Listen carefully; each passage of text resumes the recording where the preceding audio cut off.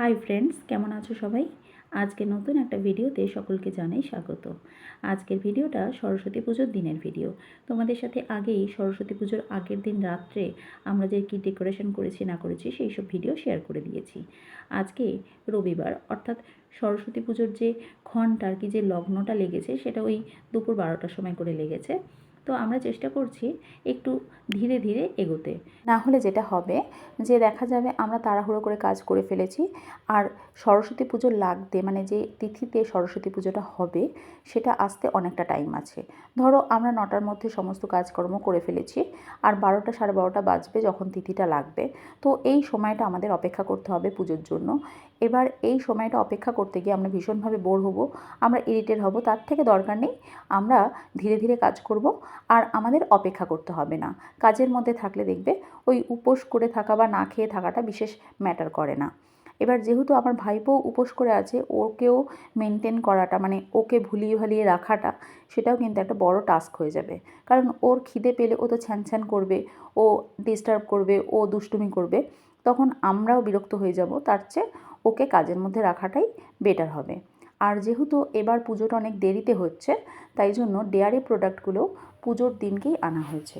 তো মাকে পাঠিয়ে দিয়েছিলাম ডেয়ারি প্রোডাক্ট অর্থাৎ দুধ, দই এইসব আনতে। আর আমরা বসেছি ফুল ছাড়ানো আর ফল কাটার কাজে। আমি ফলগুলো কাটছি, আমার ভাইপো ফুলগুলো ছাড়াচ্ছে। তো এই ফুলগুলো ছাড়িয়ে অ্যাকচুয়ালি করব হচ্ছে ডেকোরেশন। কারণ আমি ভেবেছিলাম যে ফুল দিয়ে কোনো রঙ্গোলি করা যায় নাকি, কিন্তু দেখা গেল যে ফুলের রঙটা একটাই, মানে হলুদ রঙের ফুলই পেয়েছি। মানে ওই আরেকটা কালারের যে গাঁদা ফুল হয় বা রক্ত গাঁদা যেটা হয় সেটাও আমি সেরকম পাইনি। এবার এই জন্য ডেকোরেশনটা সেই অর্থে হয়তো হবে না। এখন দেখা যাক কী করা যায়। তবে তোমরা কিভাবে পুজো করেছো না করেছো সেটা কিন্তু প্লিজ কমেন্ট করে জানিও। আমাদের বাড়িতে কোনো পুরুত মশাই এরকম আসেন না। আমাদের পুজোটা হয় জেনারেলি ইউটিউব দেখে। এক্ষেত্রে একটা কথা বলি, ইউটিউবেও যে মন্ত্রগুলো থাকে সরস্বতী পুজোর তা কিন্তু থাকে সংস্কৃততে। এবার সংস্কৃতের মানে আমিই বুঝি না, আর আমার ভাইপোকে আমি কী বোঝাবো? ও তো সংস্কৃতের মন্ত্র বলতে কি ওর জিভ প্রায় আটকেই যাচ্ছে এরকম অবস্থা। তো ওকে আমি বাংলায় ট্রান্সলেট করে করে কিছুটা বোঝালাম, যে বললাম ঠাকুর তুমি সবাইকে ভালো রেখো, সৃষ্টিতে রেখো, কৃষ্টিতে রেখো, আমরা যেন সকলে ভালো থাকি সেই আশীর্বাদ করো, আমরা যেন সকলকে নিয়ে সুন্দরভাবে চলতে পারি, এই পৃথিবীটা যেন খুব সুন্দর হয়, এরকমভাবে আর কি ওকে ট্রান্সলেট করে দিলাম। তো আমার মনে হলো যে সংস্কৃতের মন্ত্রগুলো জেনারেলি আমরা তো বুঝি না, তো আমাদের জন্য আমাদের বোধগম্য করে যদি কেউ ট্রান্সলেট করে দেয় বা এরকম কোনো ওয়েবসাইট থাকে যেখানে সংস্কৃতের মন্ত্রগুলো বাংলায় করা আছে, তো প্লিজ আমাকে একটু জানিও। এক্ষেত্রে আরও একটা কথা বলি, আমাদের বাড়িতে পুজোটা যেটা হয় সেই পুজোটা ঠিক ঠাকুরের ভক্তি নয়, মানে আমরা যে ঠাকুরকে ডাকছি এমনটা কিন্তু নয়। জেনারেলি ডেকোরেশনের জন্যই সরস্বতী পুজোটা হয়। আর আমি পুজোটা এই কারণে করি, আমরা যেহেতু আমাদের বাড়িতে অনেক বছর ধরে এই পুজোটা করেছি, সেই জন্য ওই যে কালচারটা, ওই যে একটা ঐতিহ্য, সেই ঐতিহ্যটাকে বজায় রাখার জন্য। তো এখানে ঠাকুরের ভক্তি বিশেষ কিছু নেই, আমরা ডেকোরেশনের ওপরেই বিশেষ জোর দিই। আমার এই সব কথা যদি আপনাদের গায়ে লেগে থাকে তাহলে প্লিজ কিছু মনে করবেন না, আর অযথা গায়ে লাগাবেন না। হ্যাঁ, এই বিষয়ে জ্ঞানও আমাকে দিতে আসবেন না। হ্যাঁ, ডেকোরেশন সংক্রান্ত বিষয়ে যদি জ্ঞান দেওয়ার থাকে অবশ্যই দেবেন, সাজেশন নেব, আর যেটা নিতে পারবো না সেটা বলে দেব। কিন্তু ধর্ম কেন মানি না সেই সংক্রান্ত বিষয়ে অযথা ঝাঁপিয়ে পড়বেন না। কারণ ভারতের সংবিধান আমাদেরকে ধর্মচারণের স্বাধীনতা দিয়েছে, অর্থাৎ আমরা যে কোনো ধর্মচারণ করতে পারি।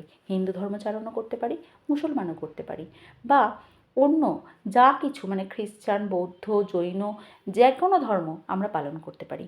আবার একই রকমভাবে আমরা কোনো ধর্ম পালন নাও করতে পারি।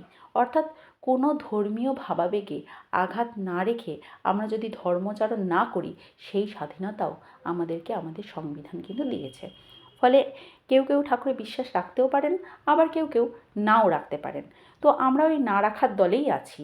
তাহলে ওই যে বললাম কেন আমরা সরস্বতী পুজো করি, শুধুমাত্র ঐতিহ্য আর পরম্পরার জন্য। এ থেকে মুক্ত হতে পারলেই ভালো হতো। আশা রাখছি আগামী দিনে অবশ্যই এ থেকে মুক্ত হব। আমি জগৎকে অবশ্যই বৈজ্ঞানিক দৃষ্টিভঙ্গিতে এবং যুক্তি দিয়ে দেখারই চেষ্টা করি।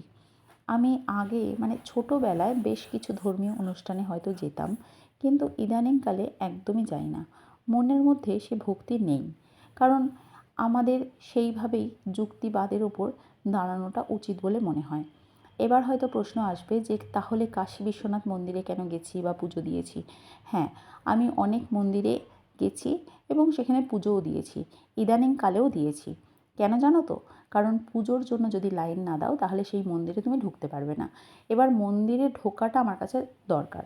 কেন বলো তো? কারণ ওইখানকার স্থাপত্য দেখার জন্য, ওখানে মানুষ কীভাবে পুজো দিচ্ছে সেটা দেখার জন্য। জগৎকে তুমি যত দেখবে ততই তোমার দৃষ্টিশক্তি পরিষ্কার হবে। সেই মনোভাব নিয়েই কিন্তু আমি বিভিন্ন জায়গায় যাই এবং পুজোর ডালিও হয়তো হাতে নিই। এবার সেই পুজোর ডালিতে আদৌ ভক্তি আছে কি নেই সেটা তো কাউকে কনভিন্স করা সম্ভব নয় বা বলেও বোঝানো সম্ভব নয়। যার যার ভক্তি তার তার কাছে, যার যার পুজো তার তার কাছে, যে যেভাবে ধর্মচারণ করে শান্তি পায় সেটা তার তার কাছে। কিন্তু সেটা তার ব্যক্তিগত স্তরে। সেটা যদি সমাজকে অ্যাফেক্ট করে তাহলে কিন্তু মুশকিল। মানে তুমি ধর্মচারণ করছো, তুমি তোমার জায়গায় করো। সেটা কোনোভাবেই সমাজের আর ৫টা লোককে যেন ক্ষতিগ্রস্ত না করে। তুমি ধর্মচারণ করছো, কালী পুজো করছো, খুব ভালো কথা। প্লিজ ডিজে বাজিও না। সেটা সমাজকে অ্যাফেক্ট করে। তো যাই হোক, এবার আমাদের সরস্বতী পুজো প্রসঙ্গে আসি। আমার ভাইপোর আর আমার যে ম্যাচিংটা সেটা কেমন হয়েছে বলো তো? আমরা দুজনেই কিন্তু একই কালারের শাড়ি এবং পাঞ্জাবি পরেছি। এই শাড়িটা আমাকে আমার বিয়েতে মামার বাড়ির থেকে দেওয়া হয়েছিল। আমার কিন্তু এই শাড়িটা এই প্রথম পরা হলো। ২ বছর এই শাড়িটা ভাঙবার সময়ই পাইনি। আজকে ওর পাঞ্জাবির সাথে ম্যাচিং করে তবু এই শাড়িটা পরা হলো। যাই হোক, আজকে আমরা দুজনেই কিন্তু একই সাথে আরতি করেছি। মানে আমিও পঞ্চপ্রদীপ দিয়ে আরতি করেছি, আবার তারপরে ওও কিন্তু করেছে। এবং সবথেকে আমার যেটা ভালো লেগেছে সেটা হচ্ছে পঞ্চপ্রদীপ বা কর্পূরদানি দিয়ে আরতি করার পর যেটা ষাট ব্যাপারটা হয় না, সেই ষাটটা দেয়া। আমি ওর মাথায় ষাটটা দিয়েছি, ও কিন্তু ঘুরিয়ে আমার মাথায় ষাট দিয়েছে। এটা আমার দুর্দান্ত লেগেছে। তো এই ছিল পুজো। তোমাদের পুজো কেমন কাটলো অবশ্যই কমেন্ট করে জানিও। বাই।